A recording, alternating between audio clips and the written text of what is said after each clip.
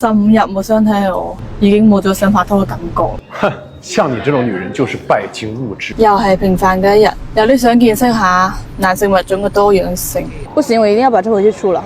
可能係我太耐冇相睇，不喝了，不喝了，所以導致我有少少內分泌失調。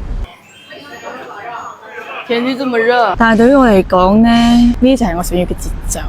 今日係2025年8月29號，蛇年嘅7月初7。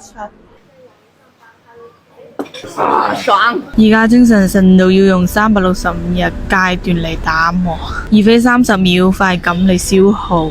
講真嘅，我都好想有人嚟陪我，但係我冇得相睇，真係好失禮啊！不過仲好啦，爽一時是一世，忍一時贏一生。而家 no friend no jack 都要睇面睇條件，睇得越多個腦越靈活。前2次相睇就遇難。有時候生得太樣衰，真係好想一巴掌冚過去。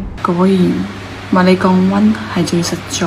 街道大49日會發生一個神奇嘅反應，原本用嚟相睇嘅凌晨時間，不知不覺就變成咗每日2小時可用時間，足夠你學透 PATH 基礎課。沒有什麼是一時漢解決不了的。不得不承認，相睇相得多，確實會令你感覺到良好。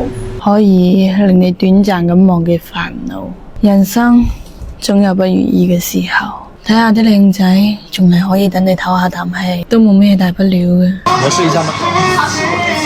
之後我搜咗一下，原來係缺乏10幾日同異性面對面嘅交流，可能係以前太戀愛腦啦，依家快餐式戀愛太多，仲係想揾翻個可以慢落嚟互相珍惜嘅。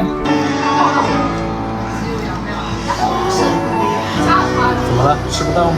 對於我嚟講，一段好嘅感情，更多係心靈上嘅契合，可以一齊分享生活嘅點點滴滴，互相支持。我比較睇重嘅係長期嘅穩定，同埋深度連接，而唔係嗰種一時嘅感覺。與其焦慮揾唔到路徑，仲不如帶出個人最佳狀態。下次見。